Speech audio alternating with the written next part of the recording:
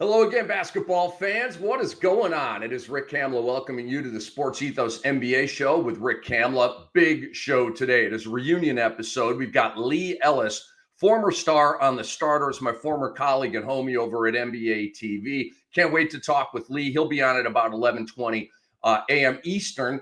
We've got the Kammy of the week. It'll be purple and goldish. We've got Rick's rant. Tank culture needs to die. Got my award watch, and this week we're doing Sixth Man of the Year, and it's a guy that you probably don't have. I've got Cam goodies for you. I've got a shout out before we get out, and I've also got a word about our great sponsor, BetOnline. They are the world's most trusted betting platform and your number one source for online betting in 2025. Whether you're a seasoned fan or a first-time bettor, BetOnline is your ultimate game day companion with the largest selection of odds in everything from the NBA and college basketball to the NHL and UFC. BetOnline continues to be your number one sports betting source. For every three-pointer, it's a hat trick. BetOnline has you covered with odds, stats, and more for every game, every play, and every win. BetOnline, the game starts here. All right, folks. So let's get into a little bit of breaking news here. And we'll get into all of our bits here. All right. This came down yesterday about Joel Embiid, and let's address this because the question for me now is Joel Embiid done for the season? Here's the ESPN report. Sixers and Embiid are consulting doctors considering alternative options such as surgery for his injured left knee. Both sides have hoped for progress in Embiid's condition, but his determination to play and current treatments, including regular injections, sources said, have not led to any improvement. Embiid is scheduled to undergo tests on his knee early this week, at which point both parties will collaborate with specialists on the best route forward. Guys, the Sixers play tonight. You guys think Embiid's going to go tonight with that? Come on. So the lingering knee issues and also a foot sprain, he's played 19 of 56 games. This is getting wild and out of control, okay? He experienced swelling in his knee after Saturday's loss to the Brooklyn Nets. They've lost 7 games in a row. They're 20 and 36. I mean, like, what season are you trying to save here? They're 7 and 8 with Embiid, Paul George, and Tyrese Maxey. 7 and 8. Okay, this is a butt-rotten, horrible, dead carcass of a team. And I will explain in a minute. They actually do have something to kind of tank for if they want to. Not a Cooper Flag tank, but a draft pick tank. So I do believe that Embiid is done for the year. I don't know how you play him and clear him to play when he's getting injections in his knee, experiencing swelling in his knee. A top 5, at least top 10 player in the world is telling you that he's got these ongoing knee issues, just had surgery less than a year ago. I think it's time to get him off the floor.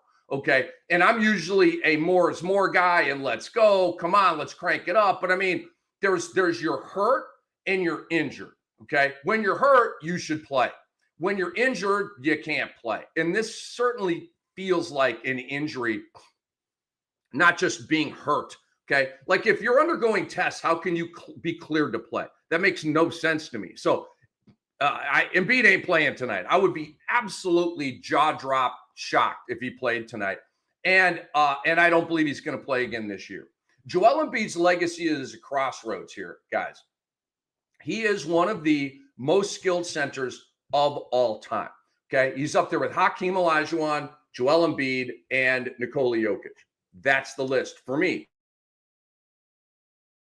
In terms of skill at the center position, you can throw a couple of other guys in there, but that's the top of the heap for me. And when you talk about shot making, Joel Embiid's the best. Okay. He's better than Hakeem, and Hakeem was a great shot maker, but Hakeem wasn't hitting step back threes. Okay. And Nikola Jokic is also a great shot maker. But I feel like there's more dance and wiggle and like, to Joel Embiid's game, right? He's got more in his bag than even Jokic does. And Jokic is a better player in a variety of other ways, but I'm talking about putting the ball in the hole. Okay. So, you know, his legacy's at a crossroads here. Like, where are we going? Are you going to end up like a Brandon Roy, a Derrick Rose, a Grant Hill, Penny Hardaway? It sure seems like it, right? One of the best ever play, but gosh, he just could not shake that injury bug. And so we really didn't see this guy max out the gifts that God gave him, right? And is Joel Embiid a Hall of Famer? I mean, the guy's an MVP, but I don't know. Maybe the counting numbers fall short. Okay, and you say, well, Cam Walton didn't have counting numbers, not in the NBA, he didn't, but they go college and pro to make the Hall of Fame, the Naismith Hall of Fame, college and pro. Okay, it's not just pro. So Bill Walton's the second best college player of all time behind Kareem. Okay, back in the UCLA days with Wooden. Embiid, I think he was all right in Kansas. I don't even really think they made a run or a Final Four. Certainly didn't win a national championship, so that doesn't really help him. So his career is at a crossroads here, guys. And look, if he goes under the knife right now, let's say in 2 weeks they make the determination, tests aren't going well, we got to cut you again, okay? When is Joel Embiid ever going to play again, okay? Because then you would be talking about March. I presume the surgery is going to be at least a 9-month recovery. Okay, that takes us to Christmas of 2025. That takes us to, 40% through next season. And then maybe he's not even ready at that point. I'm just saying, how much do we get of Joel Embiid next year if they have to open him up and cut him? This is all bad, guys. It's all bad. And Embiid keeps drifting farther and farther and farther away from the rink. Remember, the guy's never been to a conference finals before, and that ain't happening this year. That dark cloud will continue to hang over his head. I mentioned the possible tank here for Philadelphia. ESPN reported this, and this is absolutely outstanding journalism. Saturday's loss was significant for the 76ers in a potentially good way. This is ESPN. The franchise has broken a tie with the Nets and now has sole possession of the 6th worst record in the NBA. The 76ers first-round pick in this draft is top 6 protected. Otherwise, it goes to the Oklahoma City Thunder. So if Philly is in the bottom 6, again, not a Cooper Flag tank, but a draft pick tank, kind of like what Dallas did a couple of years ago when they got fined, right? And they ended up with Derek Lively. It's kind of like that. So I think Philadelphia is going to start taking something off the top here and trying to lose some games. And again, it's going to be more low-key than the bottom teams. It's not going to be for Cooper Flag, although I guess they've got a dice roll at him in the lottery. But they got to keep that bottom 6 pick. In terms of the lottery, the actual standings, or a top 6 pick in the lottery standings. Otherwise, OKC gets another draft pick, right? So there is incentive for Philly to suck, to shut down Joel Embiid, eventually shut down Paul George, who's playing through this horrible finger injury right now. And Tyrese Maxey's probably going to be like, over my dead body, are you shutting me down? I'm a gamer out here. And we lose every game anyway. And I want to play basketball. All right. Why can't the Spurs have nice things? It is the SportsEthos NBA Show with Rick Kamla. Hi, what's up? We've got Leigh Ellis, formerly of NBA TV, in about 10 minutes joining us here. Why can't the Spurs have nice things? Since last week's episode, lots of bad news. We got the Victor Wembanyama news, expected to miss the remainder of the season with deep vein thrombosis in his right shoulder. We have since gotten reporting that it's not a Chris Bosh thing. The team expects him to be able to play next year. So I think we can all breathe a little bit easier on that. But we don't get Wemby for the rest of this year. And obviously, that completely sucks. And then we also have the Greg Popovich news here. Not expected to return this year. NBA future remains uncertain as he recovers from a stroke suffered in November. Shams Charania reported on Saturday. Pop and Wemby have been in close contact here. And so I just want to wish Greg Popovich well, man. I mean, this could be it. Is Pop done? I mean, check out these stats right here. He's coached the Spurs since 96, 97. Many of you weren't even alive at that point. Turned 76 in January. I hope to live that long. He is the oldest coach in NBA history. There's been a lot of gray 70-something coaches, never like this, okay? And so think about that. 76 years old. At some point, and I mean, he, went into this year, had the stroke, so he was still, keeping it moving and stuff like that. But we all love Pop. Pop's been awesome to me in my career. Gave me one of the best compliments I ever got. Stopped me after winning a finals and was like, I can tell you're prepped. I can tell you're a pro. I love watching you. I was like, oh my God, Greg Popovich won a championship an hour ago and he's complimenting me. What in the hell is going on here? Pop, I love you, bro. We just want you to be healthy, want you to be happy, having your great dinners, enjoying your winery and enjoying the good life, man. You deserve it. You've been grinding for a long, long time. All right. Do we have Leigh Ellis? We do. Oh my gosh. Let's get him in here. All right. Leigh Ellis, formerly of Starters fame, and now a world tour of pickup courts and a variety of other things. Leigh, it is so good to see your face, my friend. Let's go. Welcome to the Sports Ethos NBA Show with Rick Kamla. What's up? Uh-oh, I can't hear Leigh. What about now? How about now? I got you. You got me now. The mute gets me a lot too, man. What's up, Leigh? Man, it's great to see you, Ricky. It's funny actually that I'm joining you here because on one of my photo memories the other day came up of you holding up the old very solid shirt that I gave you. We had a great photo a few years ago, so it's great to see you, man. It's great to be back talking some hoops with you. Please put that out on Twitter. I would love to like retweet that. And it's funny. I prepped in the show. This is so weird, Leigh. But I was prepping, and the show was prepped, right, ready to go. I'm like, I got to do some laundry, and so I literally right now I'm washing the very solid shirt, and I was like, dang, that would have been good to wear. So I got that a little mixed up, but it's in the washing machine right now. It's still a part of the rotation. One of the most comfortable shirts that I have. So Leigh, talk to us about this world tour, man. Going to pick up courts. Let's get into that story a little bit. Yeah, well, Rick, for most of us, we grow up as little kids. We want to play in the NBA. We have dreams and hopes. I thought I was going to be the next Michael Jordan from Australia, and then we realize when you get to sometimes you get to about your teens and you realize genetics are not on your side. You're only like 5'11", 5, maybe 6 feet in the right size shoes. And so that dream dies a little bit and you move on to another career. Now, I had dreams of making the NBA. I told people when I was a kid I was going to make it to the NBA. And while I didn't make it in the way that I thought I was going to make it, I think, 6 years on NBA TV counts as making it to the NBA. I mean, so I made it in that sense. But then, when our contract ended there, me and the guys kept doing our podcast.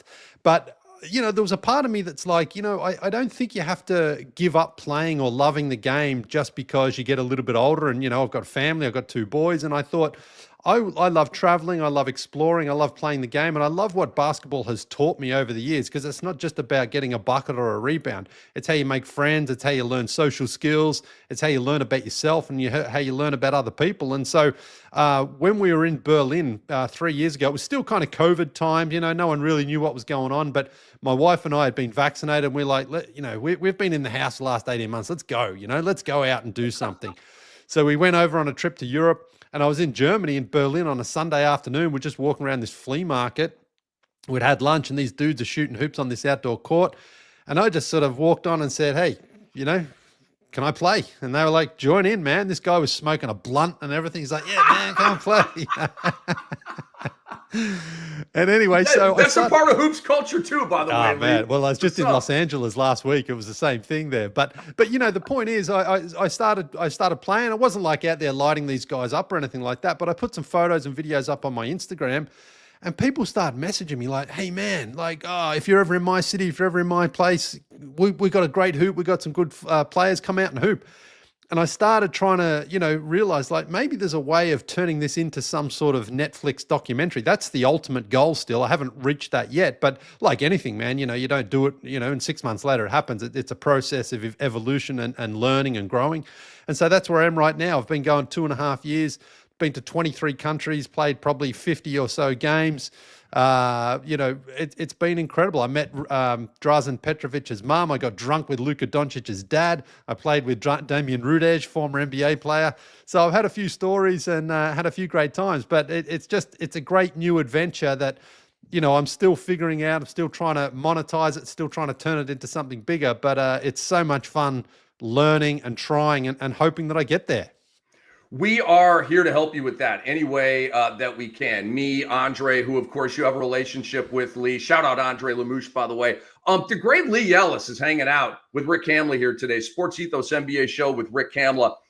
This is so much fun, Leigh. It's a total treat for me, Andre as well. I know I can speak for him as well. All right, I can't just hear the words, I got drunk with Luka's dad and not go back to that. Okay, could you flesh that story out a little bit? Yeah, I can. So I was in Ljubljana. So when I first went on my very first trip, I wanted to go to the Balkan region, Croatia, Serbia, Slovenia, because to me, if you go back, Drazen Petrovic, right, probably one of the first big Euros to come over and finally get a go when he got traded to the New Jersey Nets. But then if you look at Jokic and Doncic and Vladi and Pager, those guys, there's something about that region that I wanted to explore.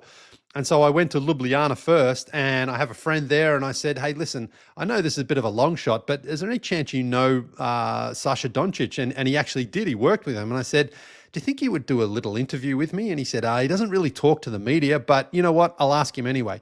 He asked him. Sasha said, sure. We were in Ljubljana, so I think he felt a little bit more comfortable. This is not like a big ESPN production, lights and cameras and producers. It was just literally like what we're doing right now, except in the same room.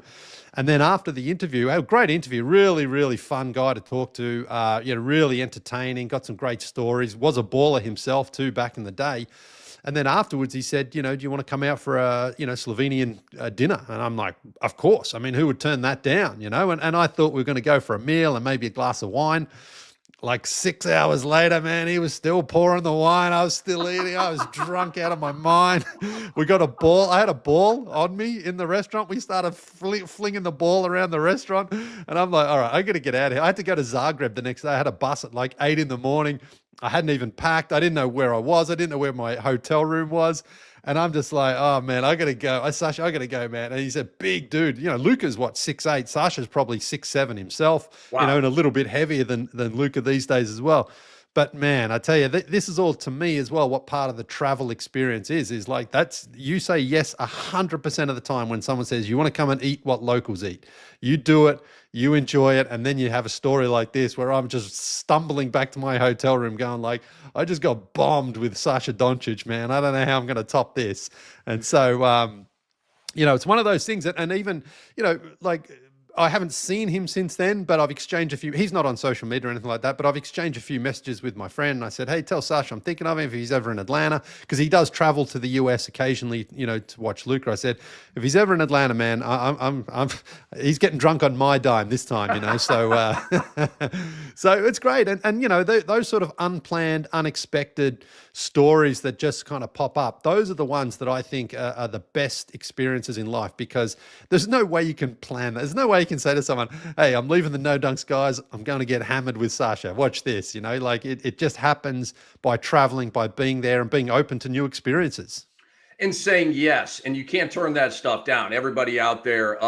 Now, I will say this. Sasha Doncic invites me to the corner for some street food. I'm not eating the street food I'm not doing that. He invites me to a restaurant. Yeah, I'm going to go to that restaurant. But yeah, it's got to be a yes, guys. That's how you taste the world. That's how you take a big bite out of the world. The great Leigh Ellis is hanging out with us. SportsEthos NBA Show with Rick Kamla. All right, Leigh, I want to get into the starters a little bit because I'm still mad at NBA TV, okay, for letting you guys go. They let me go. They let Mike Fratello go, all in the same purge, I guess. But, a lot of respect and a lot of gratitude and all that, right? And love. But, just what a horrible broadcast decision. But it was you, Taco Trey, Tass, J.E. Skeets. One of the greatest basketball shows of all time. I can't put it up there with Inside the NBA, okay? But it's one of the greatest basketball shows of all time. These guys were hilarious. They were extremely heady about the game. They busted balls. I just love the show. And Leigh, I actually, sorry to kind of maybe, dial it down here. I just got to be real with you, man. I think it's like a basketball tragedy that the starters is no longer on NBA TV. I don't know what they were thinking, man. Yeah, neither do I. But I honestly, I don't feel bitter or hostile towards anybody. We had 6 incredible years, and I firmly believe in that sort of analogy of like, don't be sad that it's over, be happy that it happened, And I went in there, especially after the first year. The first year was rough because we'd moved countries, we'd moved cities, we were going on a TV show. You felt you had to know everything about every team. I thought I had to know the Orlando Magic's offensive rotations and patterns and things like that. And I drove myself crazy in that first year trying to absorb everything, and then I realized, like, okay, you're going to kill yourself if you do this. You have to find a way to find that right balance. And the next 5 years were just incredible. We had a great time. But I remember saying to my wife, even as early as like year 2, I said, in the media industry, especially in the sports media, it's a fickle business, man. You could be flying one day and then you're out the next. And so I'm going to embrace every single day and episode and opportunity and treat it as if it might be the last, and eventually it will be that. So I really do look back at it with only fond memories and with great joy and great respect and great gratitude to Scooter and Christina Miller and everybody there at Turner, because they gave a kid from Sunbury, Australia, this tiny little town in Australia, who grew up following the NBA. We couldn't even get the NBA in Australia for like 2 or 3 days until after the games, man. I used to read the newspaper when the Pistons and the Lakers were battling in the 88 playoffs. 2 or 3 days after the game, I had to wait to get the result, Oh, wow. So if you said to that little kid then, that 12-year-old kid, hey, you're going to do 6 years and 1,500 episodes or whatever it was on NBA TV, I would have taken that in a heartbeat, So I thought it was great. We saw Chuck and Kenny and Shaq, of course, the same with you, and you hosted with those guys. And so it was living out a dream. And, Isaiah Thomas, for me, I grew up again, watching him, thinking someone like him gave people like me hope, because you didn't have to be 6'8" and 250 pounds to be a star in the NBA. Isaiah, as you know, was as tough as anybody. He's got as many bumps and bruises on him as any sports star in the history of the game. And he's got the championships. He's a Hall of Famer. He probably should have even had more accolades. So when I think about all those things together, I think it was the most incredible life experience and career experience, and I'm eternally grateful, to the guys I worked with, including Matty and JD as well behind the scenes, who produced the show and really, made us dance out there. So it was a fantastic experience, and one that I cherish and treasure, and am truly grateful for everybody who helped make it happen. Leigh Ellis, I echo all those words, my brother. I do, and so perfectly put. Such a great attitude about it. Obviously it stings in the moment as time goes by. You gain more appreciation about it and that kind of thing. Since you brought up Isaiah Thomas, I got to give you a couple of Isaiah stories. And he told me both of these stories because Isaiah really touched me as well, Leigh, like you in my time over there. And I became very friendly with Chuck, very friendly with Kevin McHale, very like a lot of guys, right? Obviously, like Steve Smith and Dennis Scott, like they're like lifelong homies. But Isaiah Thomas, okay, so we developed a nice friendship, and I love Isaiah. I love his wine business. I love the human that he is, the family man that he is. So brilliant about basketball. He's done everything, right? The exec, the player, the coach, the TV, entrepreneur, the whole thing. So he told me way back in the day, around the time you were talking about, right, when it's Isaiah against Boston and Detroit against Boston, and he was running on the beach in LA. And he said, pouring sweat, huffing and puffing, like he'd been going and going and going, right? He went back to his wife, and his wife said, Danny Ainge would be doing another one right now. And so he said he went out there and ran another, half hour on the beach or whatever. So I love that one. And then there was one night, Leigh, in the, the TNT viewing room, right? Yes, a little bit off from the main area that we all hung out at. Yep. And that's where Charles and Shaq, they'd all be getting ready for inside the NBA. So I was in there on a non-TNT night because a lot of the NBA TV, we kind of take it over when it was a non-TNT night. And I'm in there with Isaiah, sitting right next to him. And I think we were watching Chris Paul or something, but I wanted a Chris Paul little soliloquy, right? And I don't think Isaiah's a huge fan of Chris Paul. So Isaiah, he goes, you really think that Chris Paul wants to win like that? And I go, yeah. I mean, you watch the guy play. And now blood's boiling, right? And so he turned his chair towards me and yanked my chair to face his. And he goes, stand up. And I stood up, and he stood up, and he squeezed the life out of me like a python. And he goes, that's how bad you've got to want that championship. That's how bad you've got to want that gold ball. Do you think Chris Paul wants it that bad? And so at this point, like, and it was like serious, but also a little joking, but mostly serious, right? Isaiah wanted to prove a point here that this dude does not want the chip as bad as I wanted the chip. Yeah. And guys that I played with wanted the chip. So a couple of Isaiah stories for you there. You know, but the other thing is with Isaiah, you know, you think back to 1988, Game 7, you know, in Los Angeles. They were up 3-2, the Pistons, and then Isaiah does his ankle in Game 6, barely plays in Game 7, and they still nearly pull off that victory. But Isaiah, you could see, like, after what happened in 87 against the Celtics as well, then 88 again, he thought, there's no guarantees I'm going to get there. You know, there is just no guarantees. But then in 89, that you talk about the Python. I mean, the Lakers did have a couple of injuries, of course, but they suffocated the life out of the Lakers in 89. And then look at what happened to Portland in 1990 as well. They hadn't won in Portland in 17 years. In Game 3, Joe Dumas' father passes away. Dennis Rodman doesn't even play. Isaiah has one of the most dominant performances by a finals MVP, I think, still ever, because he goes in there to Portland, not a great three-point shooter, and he hits these threes, wins games 3, 4, and 5 after they drop Game 2 at home. And why I bring that up is because I look at Isaiah, and he went through so much to get where he was that once he got to the top of that mountain, he wasn't letting anybody knock him off. Now, eventually the Bulls did. Of course, in 91, they swept them, but Isaiah was at the end of his career. He had an injury and things like that.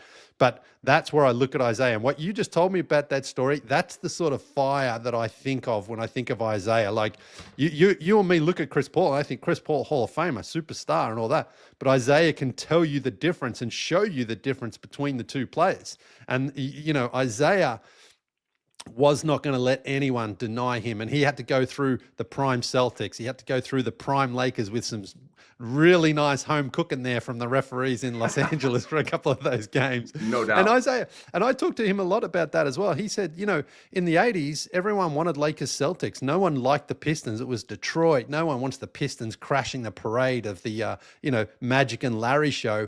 And Isaiah had to sort of bully his way into that, you know, into that conversation. He got there in the end. So, you know, he's one of the toughest dudes. And I had one of my greatest 28 seconds of my entire basketball career in Oakland in 2018, I think it was. Isaiah and I had a one-on-one on the court there at the finals, and I crossed him up and I hit a shot in his face, and then I spun him around and hit another one.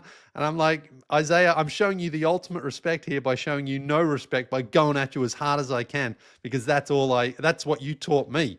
Is like, you've got to go out there and take on these guys. And it was incredible. And that video, I've still got that video, and it's like 28 seconds. I hit 3 shots in Isaiah's face, and it's the greatest. So yeah, he's amazing. For us who grew up watching, you know, the 80s basketball and into the 90s, a lot of people, of course, you know, Larry never went back to back. Magic did eventually go back to back. Isaiah went back to back, and he was honestly a bad ankle away from probably doing a three-peat before the Bulls did that three-peat. If you go back, I mean, they should have won the finals in 88.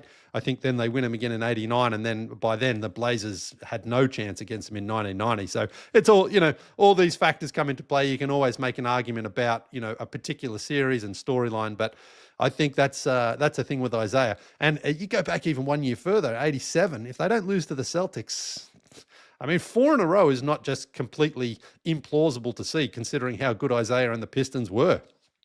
The great Leigh Ellis hanging out with Rick Kamla here. It's the SportsEthos NBA Show with Rick Kamla. Lee, so we had a nice little Isaiah Thomas thought bubble right there. I want to go back to the starters. This is probably going to be hard to answer. So I'm going to ask you for one, but if you want to go 2 or 3, that's fine too. What was your favorite bit on the starters?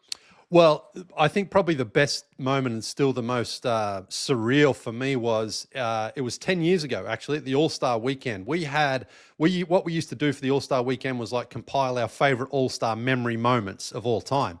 And one of my favorites, of course, was the great Larry Bird winning the first 3 shootouts of all time. And in Chicago, we all know that one, the shots in the air, his finger raised, and he goes off. Now, I was a real geek. Like, we all love the dunk contest, but I was a real geek for the 3-point shootout, because for me, what separates a 3-point shootout and the dunk contest is it's not subjective. You know, you might see a dunk and go, that's a 10. I'm like, nah, it's a 9, whatever. We can have our opinion. But if a guy scores 20 points in the 3-point shootout, he scores 20 points. There's no debate there.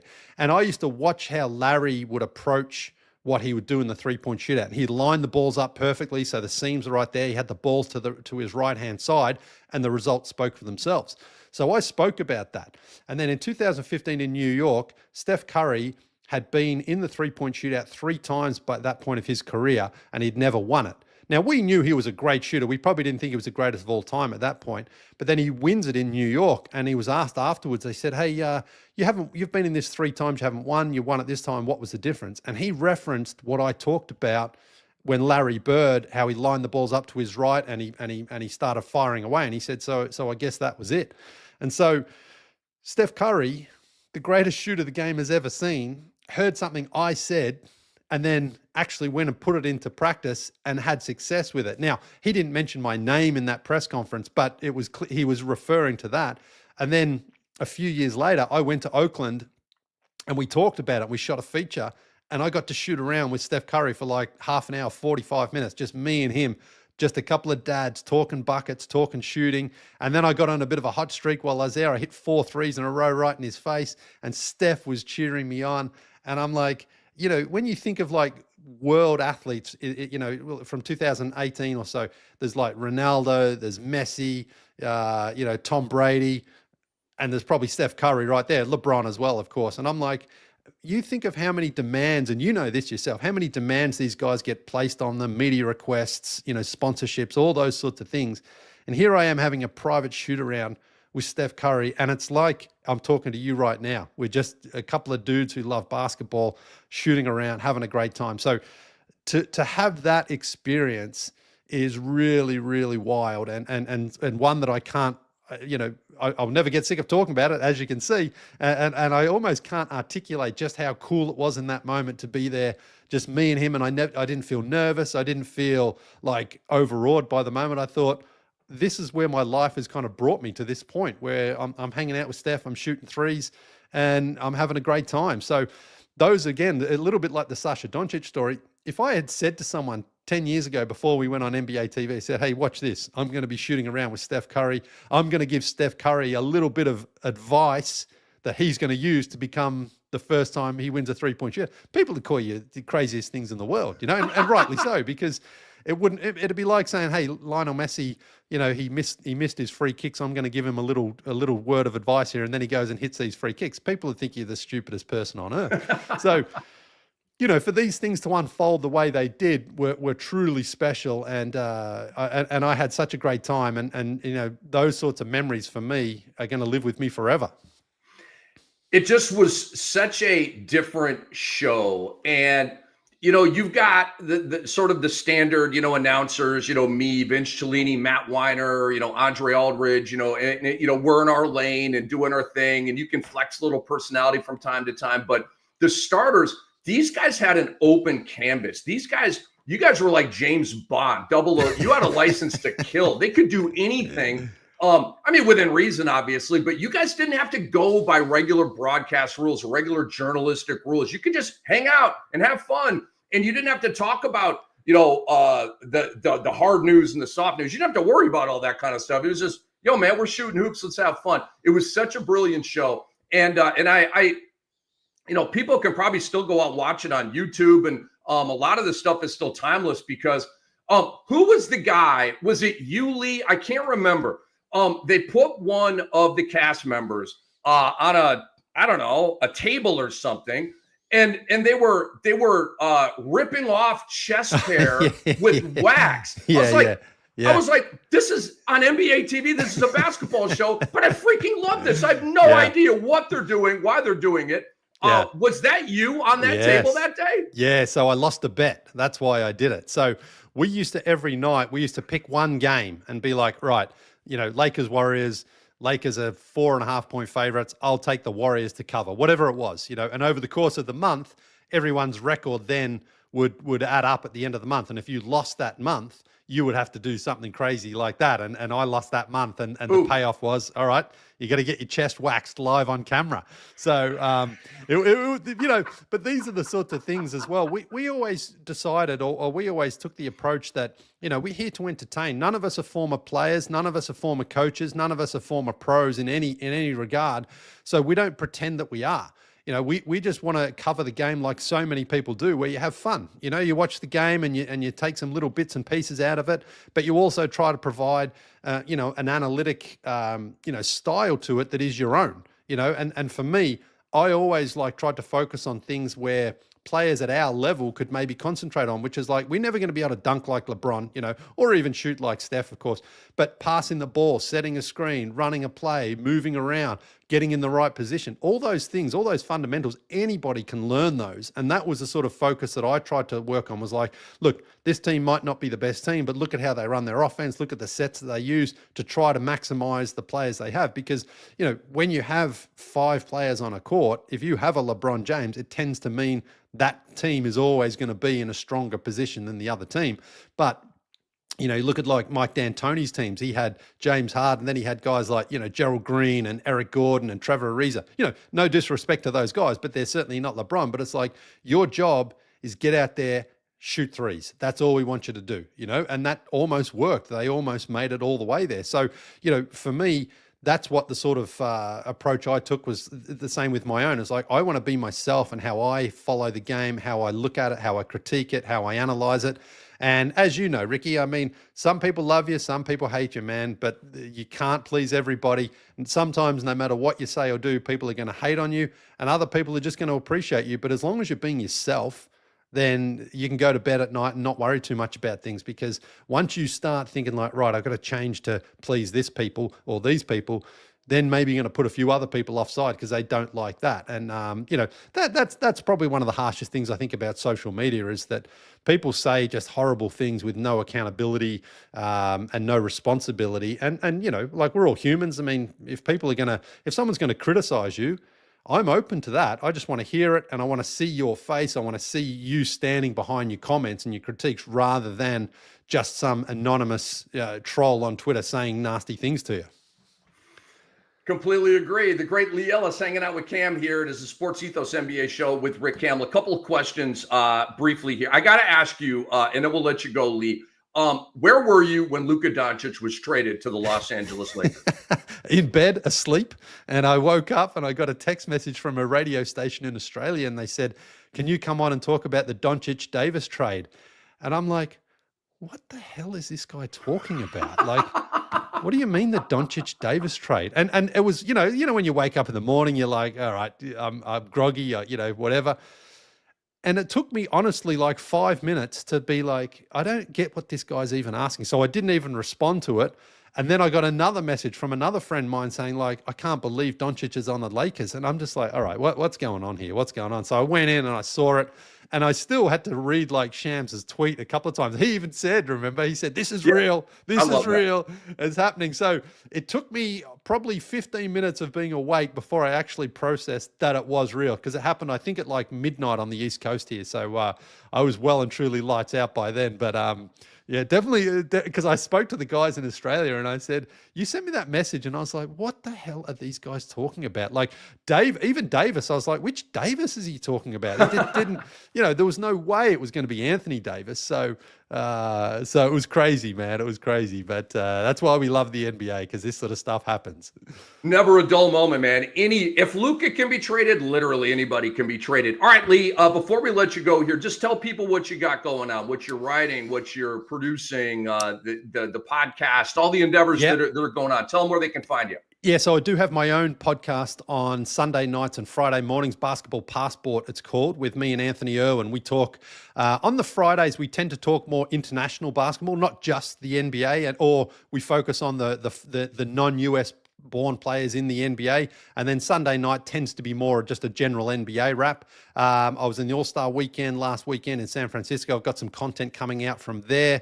I'm going to be in Hong Kong in around May. I've got some basketball activity out there. I hope to be in Croatia in around March, April time, still working on that. And I possibly will be in Greece as well at some point. So I've got a few things lined up between now and May. And then in June, July, I'll be in Frankfurt, I'll be in Munich, and I'll be in Budapest and Vienna. So that's going to be more a family trip, but I'm always going to be packing the ball, Ricky. You know it. And like, hey, you take the boys to a theme park somewhere. I'm going to get some buckets somewhere. So that's the way it goes, man. I'm still trying to make this happen. I'm still trying to turn it into a Netflix doc, and so who knows? The only thing you can do is go out there and give it a shot and see what happens. It's going to happen for you, man. You're grinding right now. You're chopping wood, like you said. You're just kind of putting bricks in the foundation. This thing's going to pop for you because you're super talented and a great personality and a hell of a hooper. And I think it's an extraordinary idea.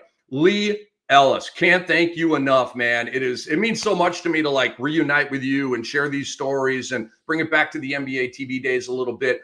I tell you what, with the help of the great Andre Lemouche, we're going to circle back with you like playoff time, right? We'll let it simmer here for the rest of the regular season or whatever. I mean, you can pop on whenever the hell you want, Leigh, like just impromptu. Hey, hi, it's Leigh. And we'll certainly bring you on. But we'll reach back out around playoff time. We'll get you back on, man. Sounds great, Ricky. Anytime, man. Always happy to chat with you, my man. My guy. Peace, Leigh. Have a good one. Cheers. Leigh Ellis. Leigh Ellis. That was so cool, Andre, you the man. Andre booked that one. Now, we were talking, and that took a couple of weeks to kind of line Leigh up. Wow, that was incredible. So cool. Great Twitter handle as well, at Leigh Ellis. It's his name, right? There's a tattoo artist in Orlando, at Rick Kamla. So I can't do at Rick Kamla. It's at Rick Kamla Sports. It's a tattoo artist in Orlando. I'm not making it up, and I don't want to buy it from him. So it's Rick Kamla Sports. All right, where were we? We were on Pop and the Spurs. All right, so let's go back to that a little bit here. I do believe that Pop is the GOAT of coaches, okay? I know that Phil has more titles. I know that Red Auerbach has more titles. I know, okay? That's not the only data point, okay? There's a lot of data points, and it's a big one for sure. Pop is the NBA's winningest coach, 1,390 regular season victories, 170 in the postseason with 5 championships. And he has spanned all of these eras. He has had to change how he has won multiple times. He has not had Jordan, Pippen, Shaq, and Kobe. I mean, he had Duncan, he had Robinson, he had Manu, he had Parker, and just phenomenal all-time greats, okay? And he did have great players. But Michael Jordan's the greatest of all time, okay? Kobe's 5th all time on my list. Shaq is in the top 10, okay? Duncan is 6th all time on my list. So you boil it all down, Pop to me is the GOAT. The Mount Rushmore of coaches is Greg Popovich, Phil Jackson, Pat Riley, and Red Auerbach. It's as clear-cut as wide receivers in the NFL, which is Randy Moss, Terrell Owens, Jerry Rice, and Larry Fitzgerald. And I know you're like, Larry Fitzgerald, look at the numbers, guys. Everybody trips on that. And if you don't put Larry Fitzgerald, legit, I don't even think it's debatable, okay? Oh, well, Tim Brown or Reggie Wayne or Marvin Harrison, Chris Carter. No, look at the resumes. So is Mitch Johnson going to get this gig or what? They've been 21 and 27 under his watch. And I think he's done a pretty good job. I like the way he handles his team. I'm not in practice every day, but he's grooming himself pretty nicely here. When he initially took over, it was not that he was going to be the next guy because Pop was going to come back. But now Pop might not come back. So Mitch Johnson might be your guy there in San Antonio long term. It all comes down to, folks, how much Wemby likes him. Because if Wemby likes him, he will be the coach. And if Wemby's like, yeah, he won't be the coach. Okay, so we'll find out about that. The Spurs present, I'm going to look at present and future here. The Spurs present looks really, really brutal. Okay, it does. They lost to New Orleans on Sunday. And you kind of felt like, ugh, like maybe that was that final blow on the battlefield. And it's it. Maybe that's it. Maybe your head is on, I don't know, it's not going to happen here. To me, the Spurs are dead in the water for 2025. They're 24 and 31. They're sinking. And I'm not chiding them, okay? I'm a Spurs fan. I like the Spurs. Why do I like the Spurs? Well, Wemby. But I got to be objective here. They're 10th in the lottery standings. And is it time to tank? I know a lot of people want them to tank and stuff like that. It's too late. So they're going to continue to play it straight and go out there. Maybe the last week or two, they'll shut some guys down. But Chris Paul wants to play. Harrison Barnes wants to play. They're not shutting these guys down. And I'll get to tank culture here in a minute and how it must die. But for the future is very, very bright for the San Antonio Spurs. I promise the San Antonio Spurs will win a championship in the next 5 years with Victor Wembanyama. In the next 5 years, okay? I made a similar promise on NBA radio, which cashed in. I said early in my run with Antonio Daniels, Jaylen Brown and Jason Tatum are going to win a championship together in Boston within the next 5 years. Got that done, and we're going to get this one done too. The Kammy of the week goes to LeBron James, and maybe a little bit of Luka. Probably only because Leigh Ellis got drunk with Luka's dad, Sasha. Okay. The win at Portland last week was very impressive to me. Okay. Coming off the Wednesday home loss to Charlotte, the game that I believe LeBron boycotted the All-Star game about. Yes, conspiracy theory, but I think it's got way to it. LeBron had 40 points in that game at Portland at 40 years old in a win when Luka was resting. So a 25-year-old who needs to play and get in shape resting, a 40-year-old is out there busting his ass and dropping 40 points at Portland, saving the Los Angeles Lakers. There was something so wrong with that. You go back to that Wednesday night game. How about LeBron James mega blast on Mark Williams? Psh, we should have never traded for you, bro. That was awesome.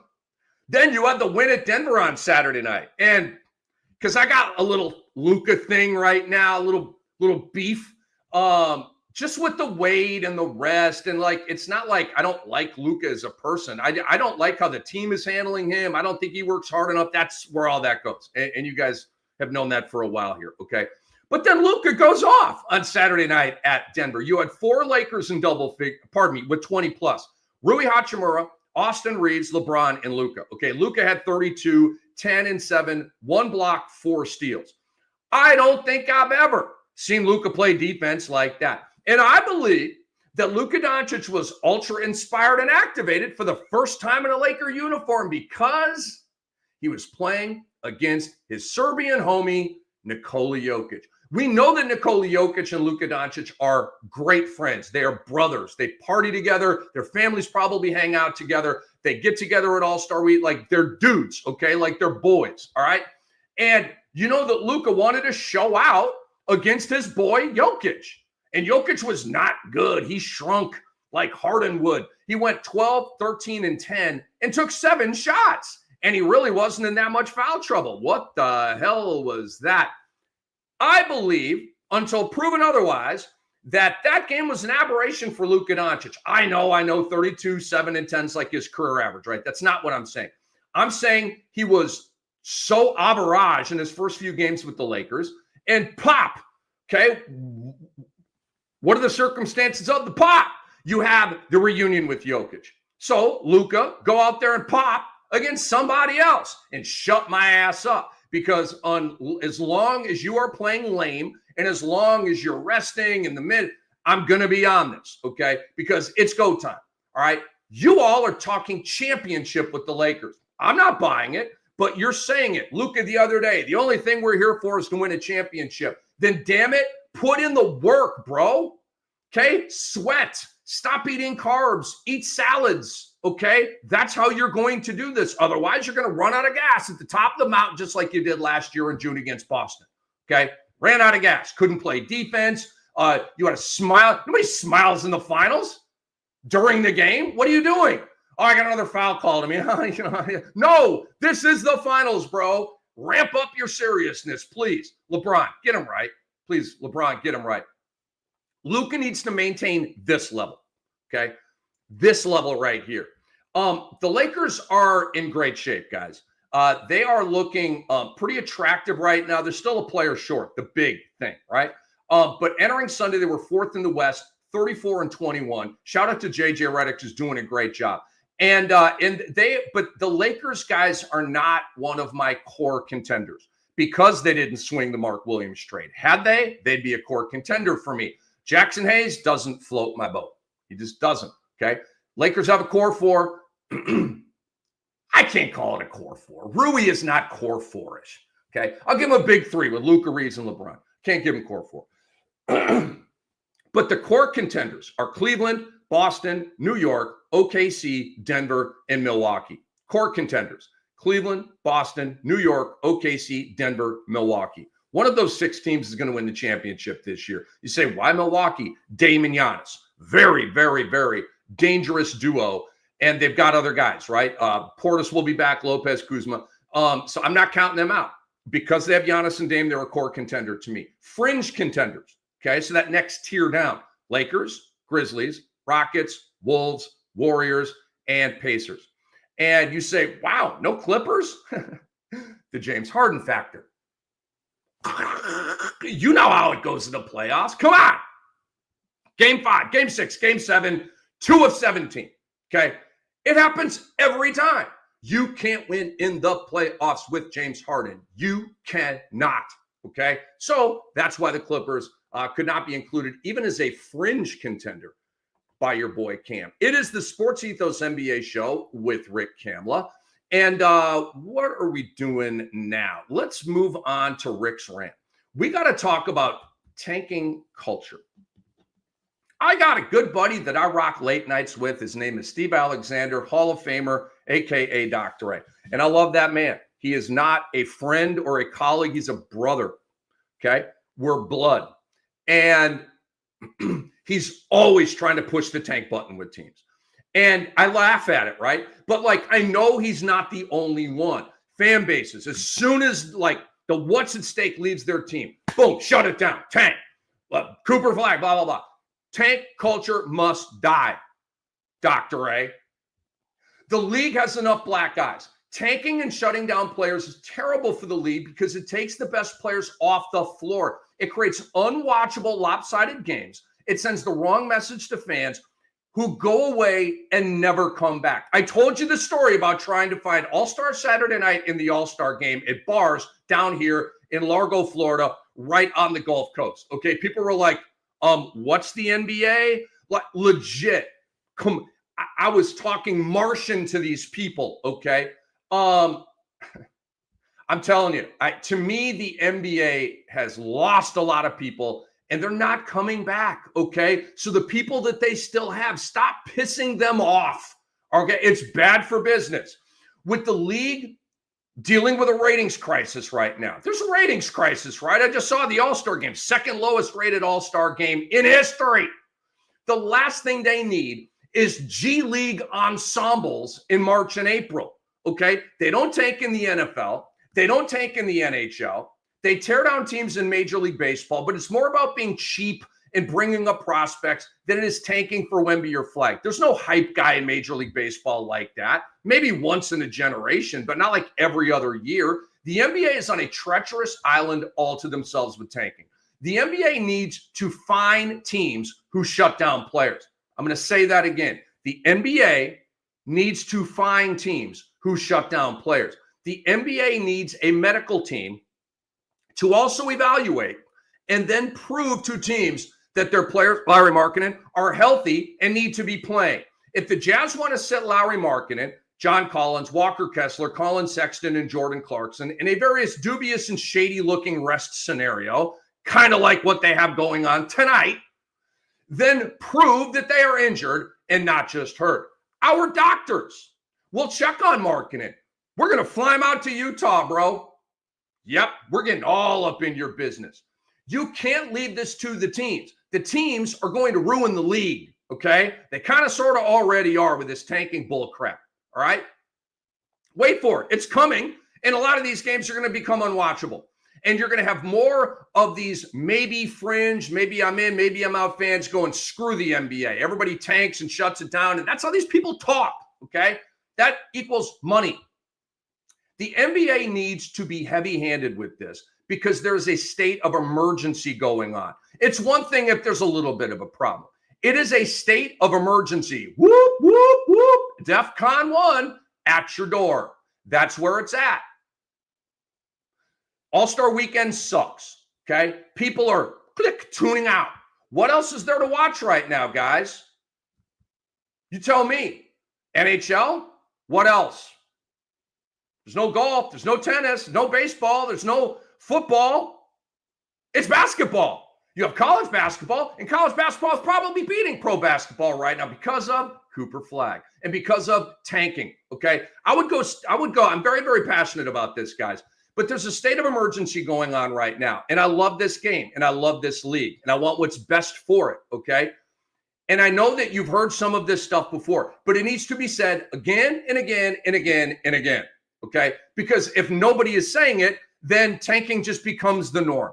But rebellion needs to happen to author up change, okay? That's why me, in my little area here, I'm doing what I can. Teams have gotten out of control with tanking, and I would take extreme measures to stop it if I were Adam Silver. Check this out.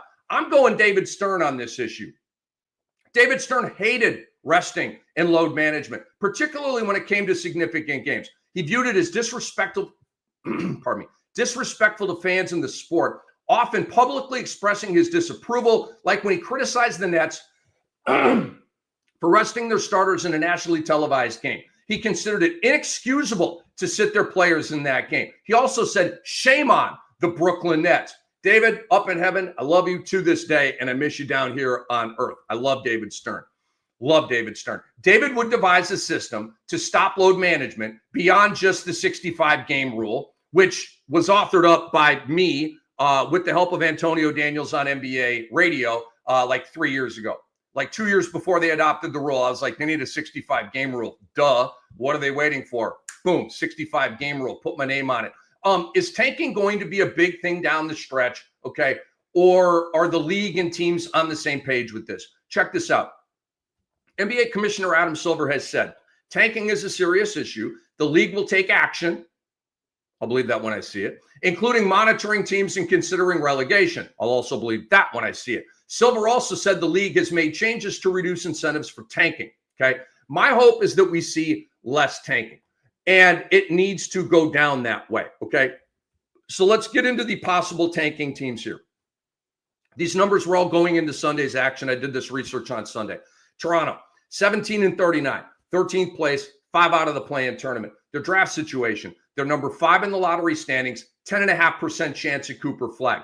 They haven't shown signs of tanking yet, and I don't think they will. I think they're going to honor their fans and play it out here. They're already in the bottom 5. Charlotte, 14-40, 14th place, 7 out of the play-in tournament. Again, these stats and numbers are all going into Sunday.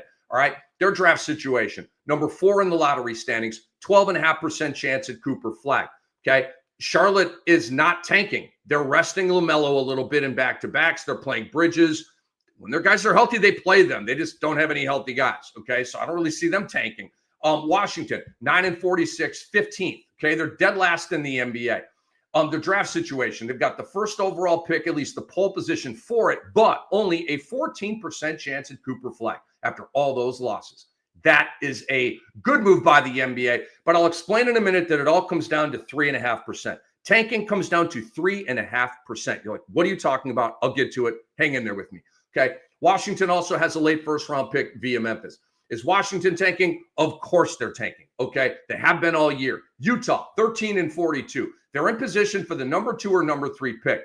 The top 3 picks in the lottery all have a 14% chance at Cooper Flag. So it really doesn't matter if you're 1, 2, or 3. You have a 14% chance. Get to the bottom 3, play your guys, and you'll still be there. Utah also has a pick from Minnesota in the late teens. And then you have New Orleans at 13-43. They're in position for the number 2 or number 3 pick with a 14% chance at Cooper Flag, right where you are, okay? So when you boil it down, it is a 3.5% difference in chances to get Cooper Flag from the top end at 14 and 10.5 at 5. Okay, let me explain this because I think my notes are a little weird here. Okay, so if you are the top 3, you're at 14%. Okay, if you're at 4, you're at 12.5%. If you're at 5, you're at 10.5%. Okay, let's look at the difference between 14.5 and 10.5, right? From 1, 2, 3 to 5. It's 3.5%. So are you telling me that all this fuss and all this tanking is over a 3.5% chance to move up into the number 1 spot?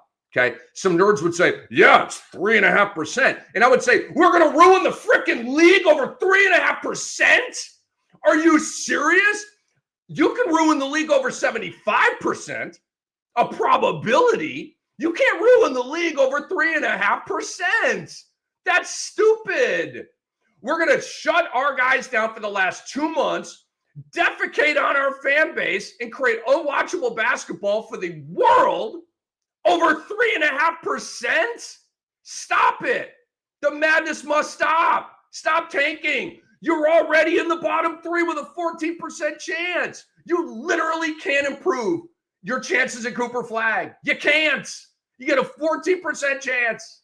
It's unreal. Stop tanking. I have a brilliant idea for you guys, man. I think it's pretty good, okay? The 65-game rule is pretty good. The NBA adopted it. Again, put my name on it. Here's the idea. The league should take away percentage points from teams who tank and disperse those percentage points to all the other bottom 5 teams that don't tank. And we could negotiate this. Does it get dispersed among all the lottery teams? Does it get dispersed among the bottom 10? I kind of like the bottom 5 model, right? These are the tanking teams anyway, okay? Or the teams that might tank.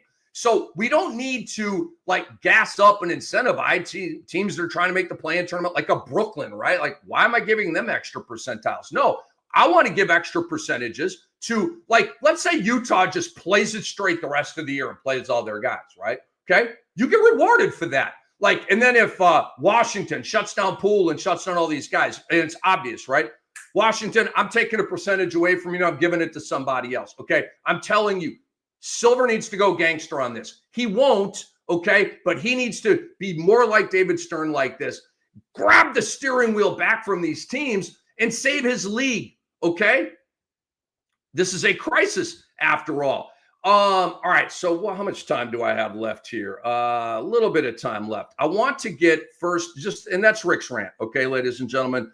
And just quickly here, I don't know what NBA coaches have against Bol. What do we have to do? The guy plays, completely goes off and kicks ass. And then, now Beal is starting in Phoenix, and now Bol gets 10 minutes a game. I just don't get it. It doesn't matter where he plays. Every time he gets minutes, he puts up numbers, okay? And then he just goes right back to the bench and never plays.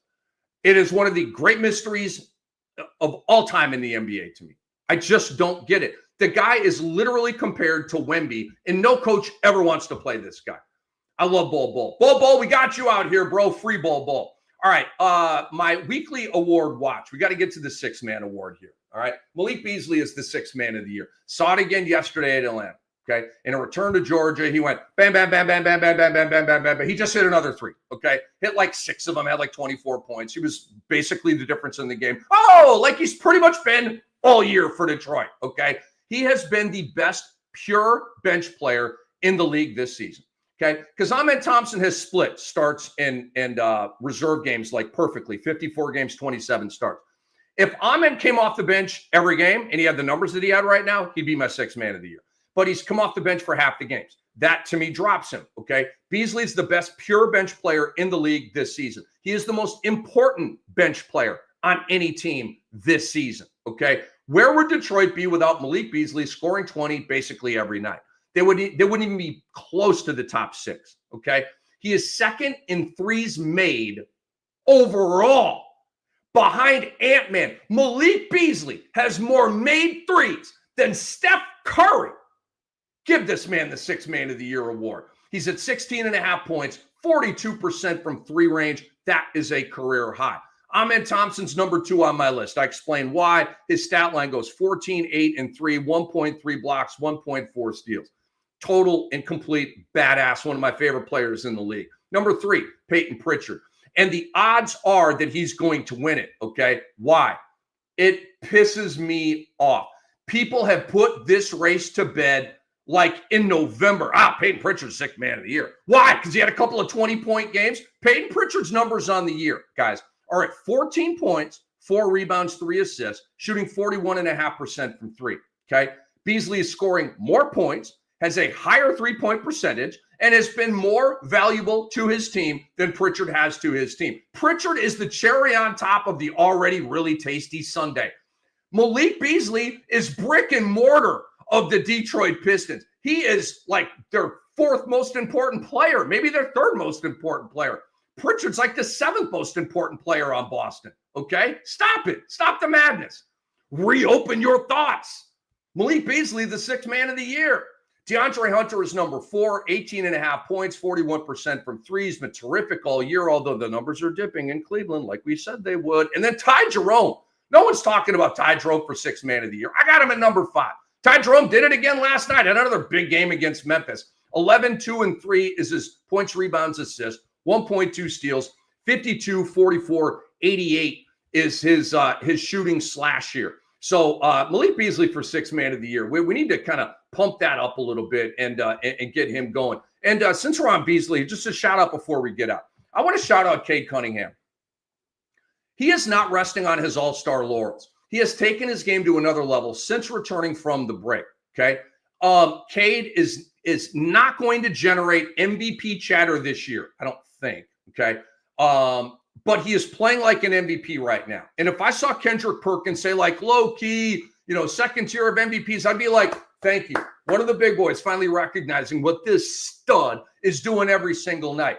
Cade Cunningham has completely transformed his game into a superstar level. He brings the noise every single game. The stat lines are fat, okay? They are big, fat, and juicy every single night, super consistent. That wasn't the case last year or the year before. He has put that all together. Sunday's win at Atlanta, okay?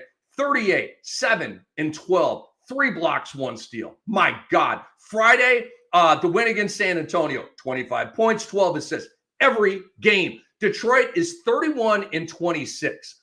Shocking, okay? They have won 6 games in a row, longest winning streak in the NBA. They are in 6th place. They are 2 games out of 4th place in the Eastern Conference, okay? Wow. After maybe that MVP stuff, at least on the fringe, is not so crazy, right?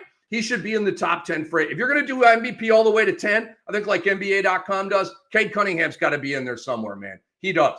He's got to be in there somewhere. His stat line on the year, 26, 6, and 9. 1 block, 1 steal, 2 threes. That's an MVP stat line, folks. Absolutely crazy. And he is going to make the all-NBA team discussion very, very interesting. Because you got Steph, you got Luke. Well, Luke has been hurt too much. He can't. He's disqualified. You got a lot of guards, right? It'll be interesting to see if Cade gets an all-NBA nod. All right, a quick laugh before we get out here. Nikola Jokic makes me laugh. He makes me giggle like a school child or something like that, whatever the hell that means. So this happened over the weekend when he said this. He, as we all know, Nikola Jokic, when he was drafted, ESPN was running a Taco Bell commercial. Okay. I don't know how this came up, but Awful Announcing put out this quote on Twitter, and I had to read it to you. He said, "I think I've never had Taco Bell just because of that." Just the way he says it is so charming. I think I've never, like, if you've never, the I think part is just hilarious to me. But I think I've never had Taco Bell just because of that. I love Taco Bell. Jokic, Jokic doesn't need Taco Bell, man. He doesn't need the carbs and all the calories. Then we're going back to the old days. But I just thought that was hilarious. He has boycotted Taco Bell. It wasn't even Taco Bell's fault because ESPN ran a Taco Bell commercial while Jokic was drafted. Oh, my God. What a show. Guys, big thanks to Leigh Ellis for dropping by, man. Follow him on Twitter. At Leigh Ellis, and that's LEIGHELLIS. Shout out to the great Andre Lemouche for booking that and doing all the great work that he does, and all of you for watching. Please retweet this. Let everybody know what we're doing here. It is the SportsEthos NBA Show with Rick Kamla. A reminder, download the app, the SportsEthos app. It's absolutely amazing. It's free. Go to your app store and download it. And this episode's been brought to you by Bet Online. I'll see you next Monday.